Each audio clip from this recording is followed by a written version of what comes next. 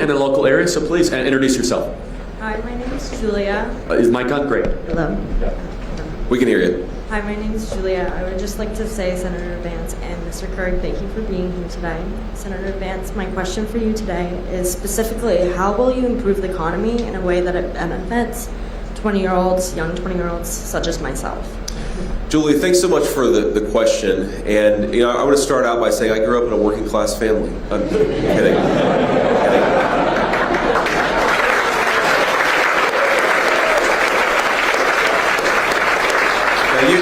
Now, you asked for specifics, so let me give you a few specifics. Okay, so right now, the American tax code is designed in a way that rewards investment overseas and in some ways penalizes investment in the United States. What does that mean?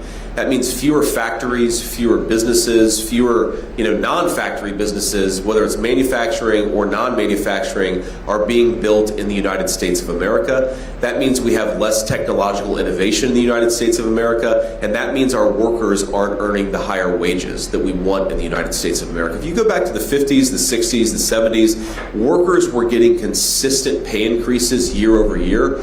From about 1980 on, workers didn't get really a solid pay increase for 40 years.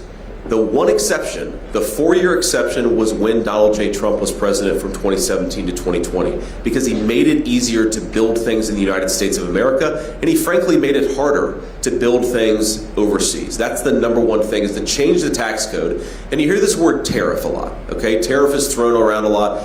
The Kamala Harris campaign says that it's a tax. Well, here's what a tariff actually does. Say, for example, that you're an American business and you're deciding whether to build a company or expand a company in China or in the United States of America. Now, what China has going for it is that you can pay literal slave laborers at $3 a day, where in America, and I think this is a good thing, you've got to pay people a middle-class wage. Now, why is that a good thing? Because I want all of you to earn good wages for a good day's work.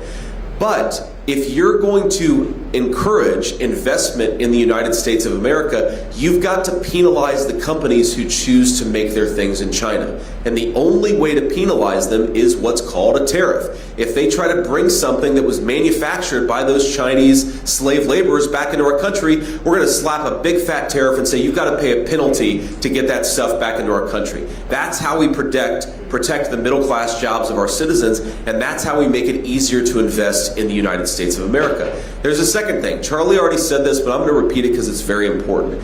Think about the biggest driver of cost increases. I don't want you just to earn a good wage. I also want you to be able to afford to buy things with the money that your hard-earned dollars, with the hard-earned dollars that you earn.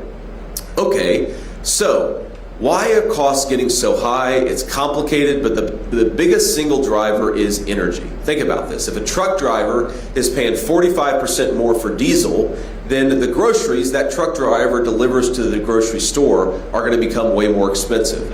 Or we talk about housing. If the guy who's delivering the lumber to the job site is paying 40% more for gasoline, then all of us are going to be paying more for the houses that are built with those delivered materials. So how do you get energy costs lower? You drill, baby, drill. That is the fundamental principle of Donald Trump's economic policy. Now, what does that mean? That means you reduce regulations on the energy sector. You build pipelines so that we can get energy from one place to another very easily. You make it easier to unleash our great energy economy, and you're going to create a lot of good jobs in the energy sector, but you're also going to make it so that, Julia, you and your friends pay less when you go to the grocery store, or when you go and buy clothes, or when you go and buy a house. Everything becomes cheaper if we unleash the American energy economy, and that's why it's a critical piece of Donald Trump's economic plan.